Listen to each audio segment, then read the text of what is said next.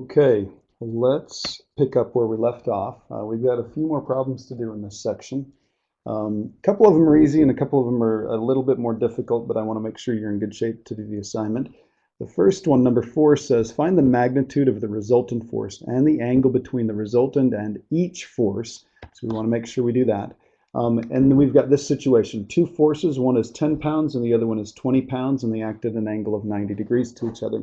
So let's draw a picture of what this looks like. We've got one that's 10 pounds, and it doesn't give any indication of how we have to orient these. So I'm just going to draw them like this. They're 90 degrees from one another, and this is our 20-pound force, and this is our 10-pound force. So if I were to do the tail to tip method and that sort of thing, so if I were to draw a copy of this one over here, here's the resultant that we're looking for. We're looking for this guy right there. And this, of course, is 10 over here. Well, what we can do is we can take advantage of the fact that this is a right triangle. If that's 90 degrees, remember consecutive angles on a parallelogram are supplementary. So if that's 90, that's got to be 90. And then we can just deal with this triangle right here. So of course, we've got a vector with a horizontal component of 20 and a vertical component of 10. And we could just treat it like that.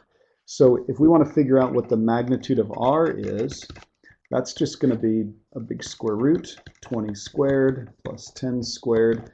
That's going to be 400, and that's going to be 100. So this is going to be the square root of 500, which if we were to write it exactly, is going to be 10 radical 5. We grab a calculator, and just for the heck of it, we'll do, clear this off, we'll do 10 radical 5. And see what that gives us. And then also, just for that, just to make sure we did this right. Yep, so we got that. So the magnitude is 10 radical 5, which is approximately 22.36. So we've got 22.36 pounds.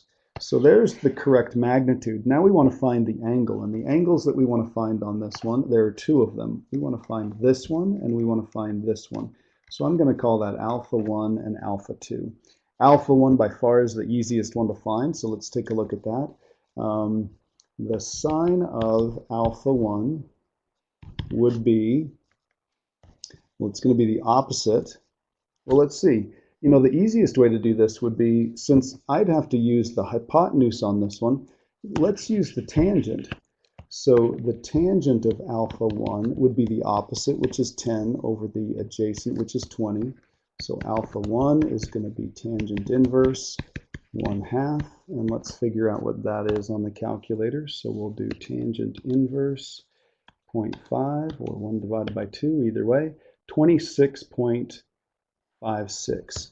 So 26.56. And did we round properly there? No, looks like we should have gone with a 7. And again, this book, a lot of times it wants you to round to the nearest tenth, but we'll go right here, 26.57. So this is 26.57 degrees when that whole angle used to be 90. And that should make sense that this is going to be a fairly small angle because this is the larger force. This didn't pull it off course very much. So if we want the other angle up here, alpha 2, we're just going to take 90 degrees and subtract that last answer right there. So that's going to be 63.43. So this angle up here, 63.43 degrees. So we've got the two angles, and then we've got the resultant. Now, what's interesting is this force all by itself was 20 pounds, and this was pulling at 10 pounds, but it only increased the total force applied to whatever they're pulling on by about 2.36 pounds. Now, that seems a little bit weird until you think about this really didn't add much of anything in the direction of the 20-pound force. What it did for the most part is just pull that 20-pound force off course. So we'd kind of want to think about that. So we've got our 22.36 pound resultant force, and then these are the angles between the two vectors. And with that at 90 degrees, that's a relatively simple example. Again, we could have done that using component form. We could have said that first one was 20, 0. We could have said the second one was 0, 10. So if this is vector A and this is vector B, then the resultant would be, we'll add those together, that's 20 and that's 10. and we go from there. Really simple when we've got those acting at an angle of 90 degrees from each other. If you did the math on this, you'd clearly come up with radical 500 for the magnitude, and there's our tangent inverse vertical component over a horizontal component. So let's take a look at this problem right here. This one is quite a bit different. This says the two angles, or the two vectors, act at an angle of 30 degrees from each other. So here's what we'll do on this one. Here's our 20-pound force right here. And then our 10-pound force is at 30 degrees. So it's really pretty close there. That right there is 30 degrees. So if I were to draw a copy of this, so we could do the tail to tip method or parallelogram method, and then draw the resultant vector. This is the one we're after right here. There's the resultant. So if this is 30 degrees right here, we want to figure out what this angle is right here. Well, remember they're consecutive, so they're supplementary. So this angle right there would be 150 degrees. And I know that this one over here is 10, so I'm in good shape there. So really we're working with this triangle right here. I'll just kind of exaggerate just a little bit so we can see a little more. This is 20 pounds, this is 10 pounds, and this angle between the two of them here was 30, so this angle between those two vectors right there is 150 degrees. So we're going to figure out what the resultant is, and of course we've got one missing side and then two sides in the included angles, so we're going to use the law of cosines. So I'm going to have r equals, and I'll just skip to the point where we have a big square root. So this is going to be 20 squared plus 10 squared minus 2 times 20 times 10 times the cosine of 150. Remember, it starts with the side and it ends with the angle that created that side. So let's see what we've got here. So we'll do a big square root. 20 squared plus 10 squared minus 2 times 20 times 10, and then times the cosine of 150. And we get 29.09. So R is approximately 29.09, and that's in pounds. Now remember, this was 20 pounds all by itself. This is pulling it off course, but because that's such a tight angle, it's really adding a lot to the magnitude of this force when we put the two of these together. So there's the magnitude of the force, and then again we want this angle right here and that angle right there, so I'm going to call that alpha 1 again, and I'll call that alpha 2. On this larger diagram, we'll look at that as alpha 1. So I'm going to do the sine of alpha 1 over 10 should be equal to, I'm going to do the sine of 150 degrees over this r right here. So that's going to be the 29.09. So we'll times by 10, and then we'll take the sine inverse of both sides. So alpha 1 is going to be the sine inverse of 10 sine 150 over 29.09. And let's see what the calculator gives us on that. So we're going to do sine inverse 10 sine of 150, close the parentheses, then we'll divide by, I've got that last answer stored, so just for accuracy's sake, we're just going to divide by the answer, divide by 29.09, and this gives us 9.89. So, gosh, if we were to round up, it'd be 9.9. So that angle is 9.9 degrees. All right. So, if this is 9.9 degrees, so 9.9 degrees here, and the whole thing was 30 degrees, well, we just do the subtraction, and this is going to be 20.1 degrees. So again, it's always closer to the larger of the two forces, so it's going to be, this resultant is closer to the 20-pound force. So we've got 9.9 degrees, the other one's 20.1 degrees, and there we have it. Again, this could be done, I'll call this force A, and I'll call this force B. We could think of it this way. That's 20, so vector A would be 20, comma, 0. Vector B would be a little bit more difficult, because what we'd have to do is we'd have to say, take this 10-pound force and let's break it into this one and this one with that 30 degrees. But again, we're familiar with how to do this. This is going to be 10 cosine of 30, which we would know, and then comma 10 sine of 30, which we would also know, and then the resultant would be what we get when we add the two of those together. And then of course we could do the calculations for the magnitude, not using the law of cosines, but that formula for, square the first component, square the second component, and so forth. So again, not something you have to do, but again, keep in mind that you do want to do some of these problems in component form. So let's take a look at this next one. So it says the resultant of a 30-pound force, the resultant of a 30-pound force and another force has a magnitude of 18.6 pounds at an angle of 29 degrees with the 30-pound force. Find the magnitude of the other force and find the angle between the other force and the resultant. And what we've got to be careful here is to draw the vectors to scale and know, how to mark the angles or use component form. Okay, sorry about that. All right, so here's what we're going to do. Let's draw this 30-pound vector.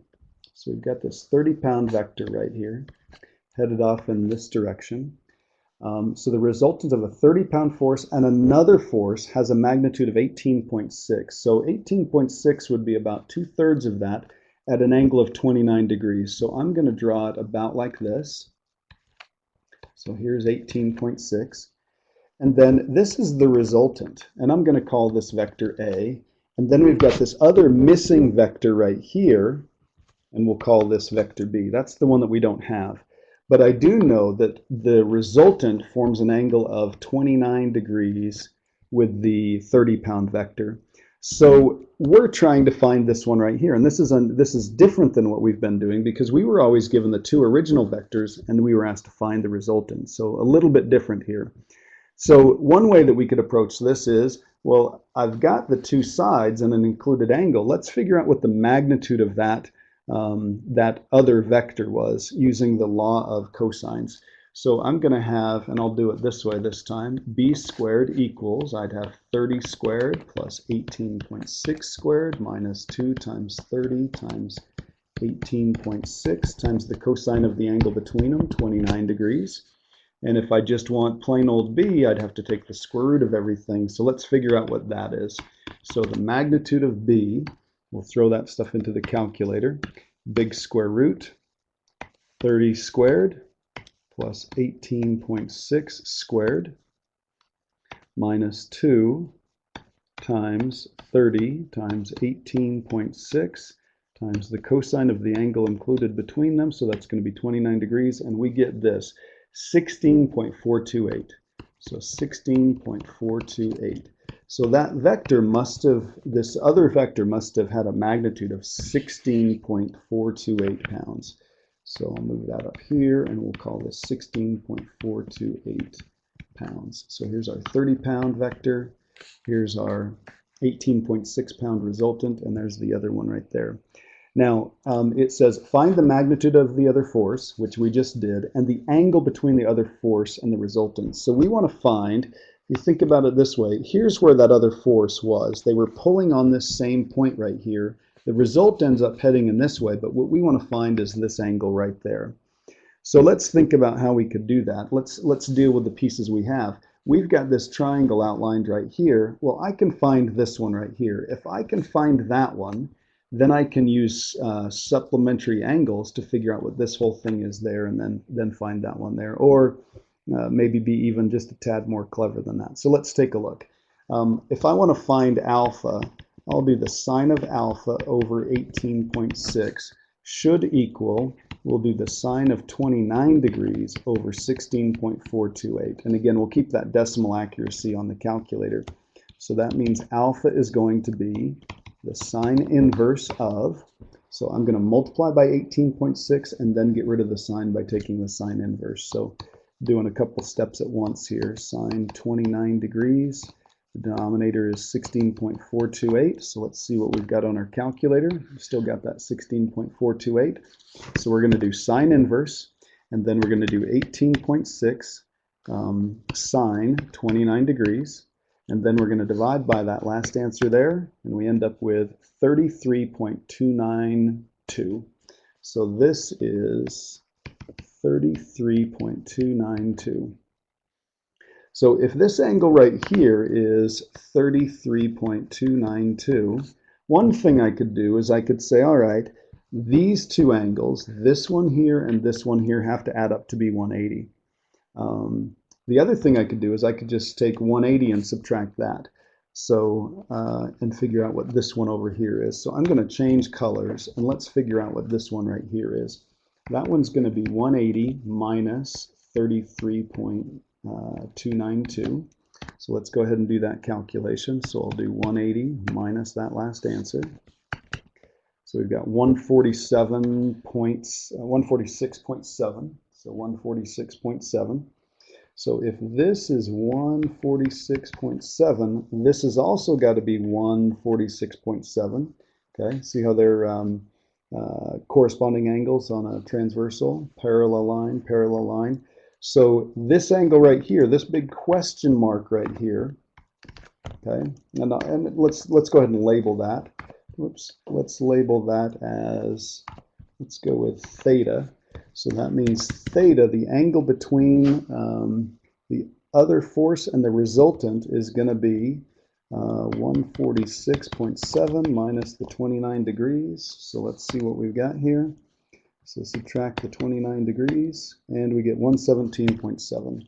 So theta is 117.7 degrees. Okay, so kind of an interesting problem. Again, you could also do this using component form. We could call the 30-pound vector, let's call that one A. So that would be 30 pounds in that direction. Didn't go up or down, so the vertical component is 0. I don't know what B is, so I'm going to call that B1, comma, B2. And then I do know what the resultant is. The resultant would be 18.6 cosine 29 degrees, comma, 18.6 sine 29 degrees. And this gets kind of interesting because what you can do here is if we added the two of these together and we got that right there, well, if we wanted to find this one, what if we just subtracted A from R? If you do that, you'll actually come up with the right answer, and you don't have to rely so much on a lot of sines, cosines, and stuff like that. Component form really has its advantages because you can rely on the numbers rather than visually what's going on. And that happens a lot in science and engineering. I mean, there are times where it's just too difficult to draw what's going on to kind of keep your head on straight. So you rely on the numbers. Really good skill to have. Okay, let's go on and let's do the very last problem. This is number 6. An airplane has a heading of 308 degrees. So right now we know there's going to be an issue here because we're not heading northeast, southwest. It's not one of those nice directional angles. 308 degrees with an airspeed of 400 miles per hour. There's an 85 mile per hour end wind with a bearing of 190. Find the drift angle, the ground speed, and the actual course of the plane. So we're going to do this one using the law of cosines. And I'll show you and remind you of a couple techniques there. And then we're going to do the same problem, but we're going to use component form. And then you can really make a comparison between the two. Some people like the law of cosines. Some people like component form, but again, experiment with both. So enough on that. Let's go ahead and take a look at and see what's going on here. So this is what we've got. We've got this airplane that's heading off on a bearing of 308 degrees. So 308, there's 90, there's 180, there's 270. 308 means it's heading off over here at 400 miles per hour. So heading off about like that, okay? So this is 400 miles per hour, and this big angle right here is 308 degrees. Remember, we measure from north. North is 0. Okay, so we've got that. Now I'm going to switch colors, and let's draw what the wind is doing here. The wind is 85 miles per hour with a bearing of 190. So here's 90, 180. Okay, so it's a little bit past there. So it's heading off kind of like this. Okay, and that's 85 degrees, or 85 miles per hour. And this right here is 100, oops, let me draw that again. This is 190 degrees. Okay, so here's what we've got. The wind is pushing the airplane off course. So again, we can do that tip to tail method, or tail to tip method. So I'm going to bring the wind up here and I'm going to point it right there. And let's talk about how we can figure out, if this is 400 and this is 85, let's talk about how we can figure out what this angle is right here. Well, there are a couple different ways that we could do that. I could draw those little hatch marks like we're normally used to, and then I could consider what's going on here. So I'm going to blow this up just a little bit so we can take a good look at it. One thing that we'd have to identify is if this is 308 degrees, how big is this little sliver right here? Well, 308 degrees, this is 270. 308 minus 270, this would be 38 degrees left over. Okay, so that little sliver is 38 degrees right there, which means this little sliver up here, because these are alternate interior angles, that's 38 degrees also. Well, if we think about the bearing of the wind, this is 90, this is 180, this was at 190, so this tiny little sliver here is 10 degrees. So the only thing that I'm missing in this little puzzle is how big is that one? And remember, this has 90 degrees in it right there. So that makes this angle, well, let's see, what's 90? What's 90 minus 38? Clear that off. So 90 minus 38 is 52. So that means this little sliver right here is 52 degrees. So that means that whole angle is 62 degrees. And what we're after is, we're after the resultant. We're after this guy right here, okay? So that's what we want. We've got the plane right here. We've got the wind right here. And then we've got the resultant over there. So we've got this figured out, and we've got this 62-degree angle. We're all set to go. Well, one other way that you could do this would be to think about how big is this angle, and again, I'll blow this up right here. How big is the angle? I mean, we can move vectors around all we want. How big is this angle right here, right in between them? Well, if this is 308 and this is 190, well, this would just be the difference between 308 and 190. So let's see what that is. 308 minus 190. Well, that's 118. And what good does that do us there? Well, let me reduce this. So we said that was 118. 118. So I'll redraw this in just a second, so we've got a little clearer picture of what's going on. So that's this angle right here, from here to here, is 118. Okay, so let me slide this up. The wind is heading off in this direction, parallel to the wind over here.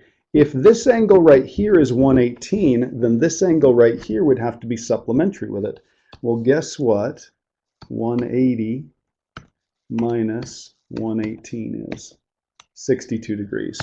Now, I don't care which way you do it. Either way is fine. There are lots of different ways to figure it out. But regardless, here's what the situation is. We've got the plane heading off in this direction.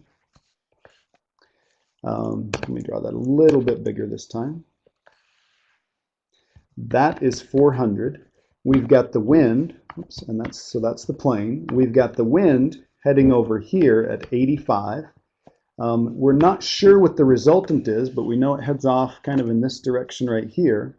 And then we know that this angle in between the two of these is 62 degrees. So at this point, we can use the law of cosines. So here's our resultant. So the resultant squared would equal, whoops, law of cosines, 400 squared plus 85 squared, whoops, minus 2 times 400 times 85 times the cosine of the angle between them, which is 62 degrees. And then if I wanted to know what r was, we'll just go ahead and take a square root. We're getting pretty good at this by now. So I'm going to take the square root of 400 squared plus 85 squared minus 2 times 400 times 85 times the cosine of 62 degrees. Type that in, and there we go, 367.83. So the resultant is 367.83, and that would be in miles per hour, which makes a little bit of sense. It's blowing it quite a bit off course, there we go. So 367.83 miles per hour. We need to find so that's the ground speed. We need to find the drift angle and the actual course of the airplane. So let's go ahead and let's find this angle right there.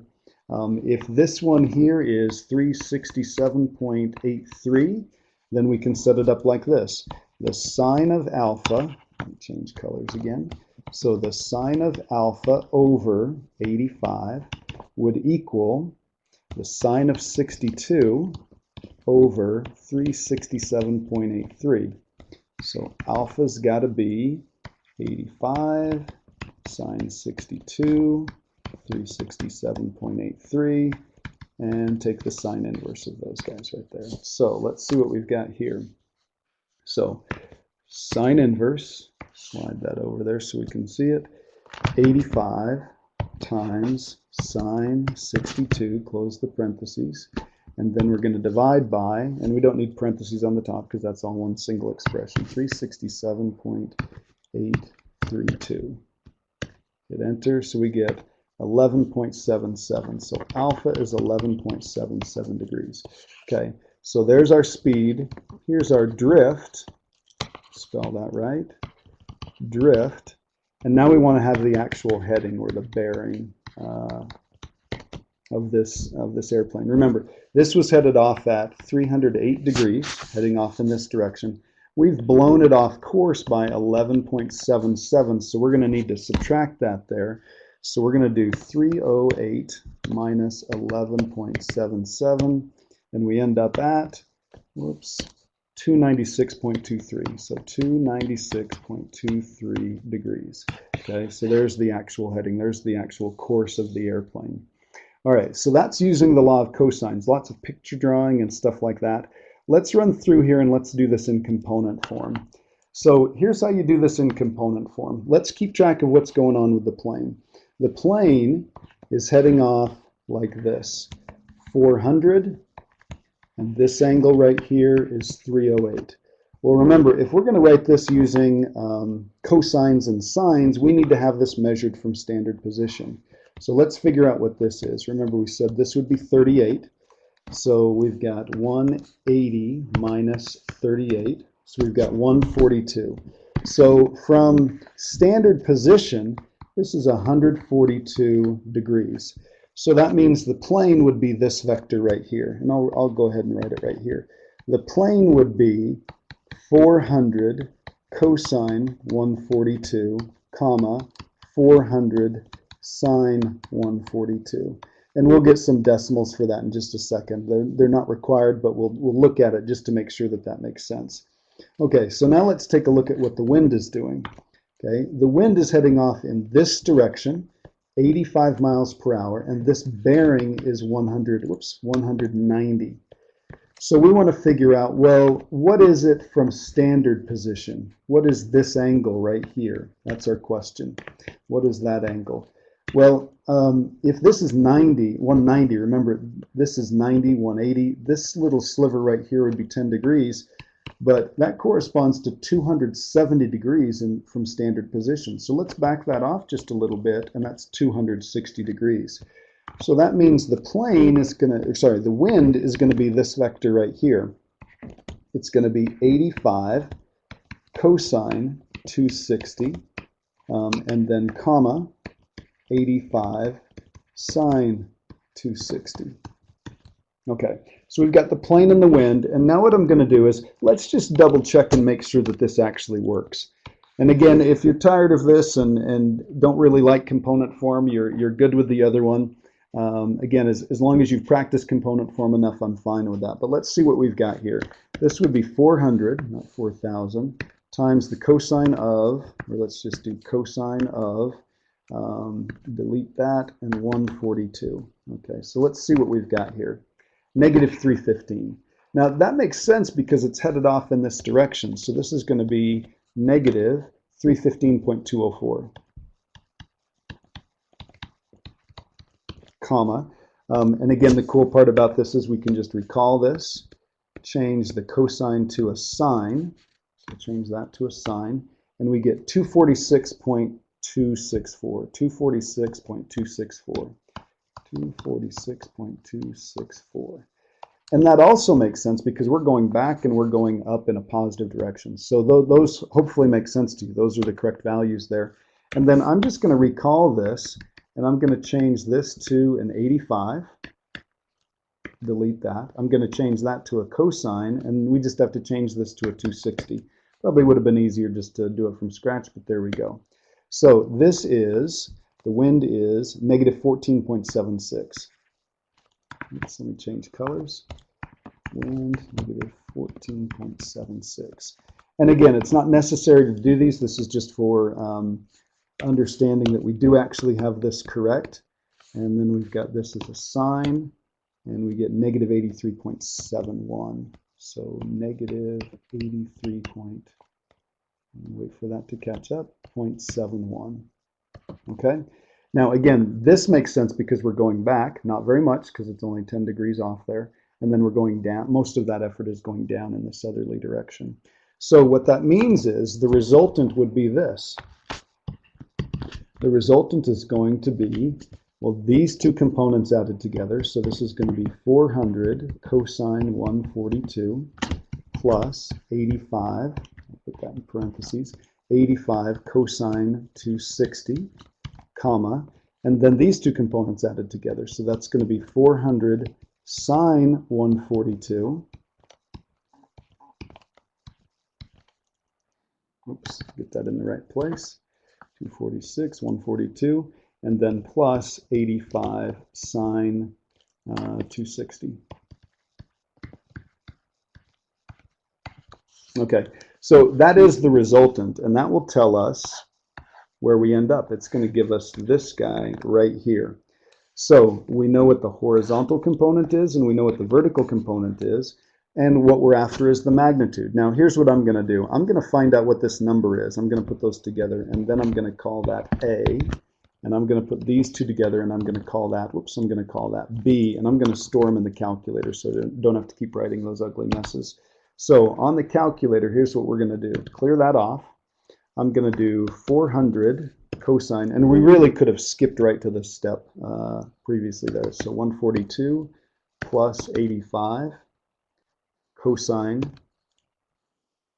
260, whoops, 260, okay, we've got that, and we get negative 329.96, which makes sense because we are going to the left or to the west.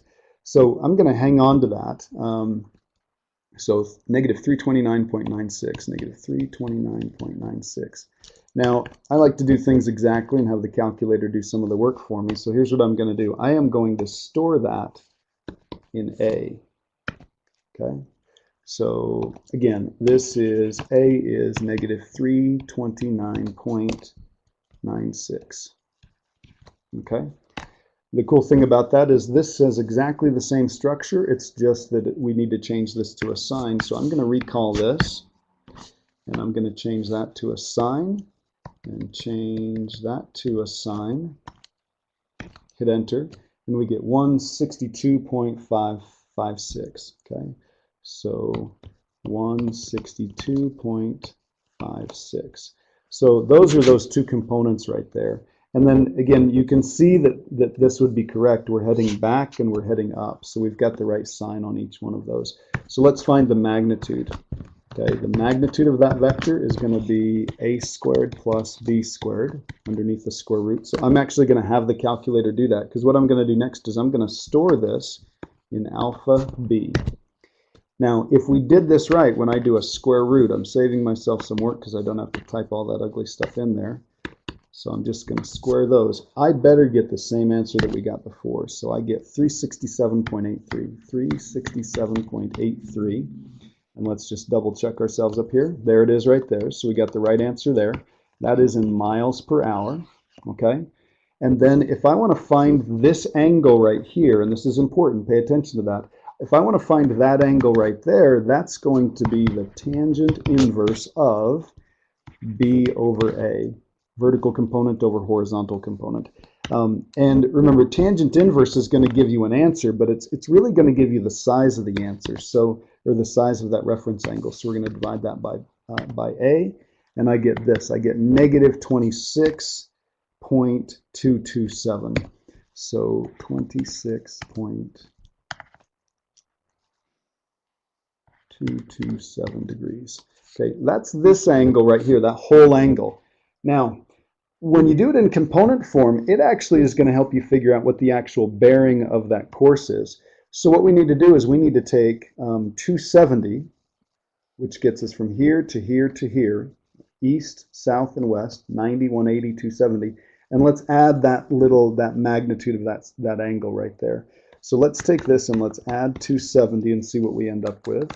So we're going to take that answer, and add 270 to it. So plus 26.227.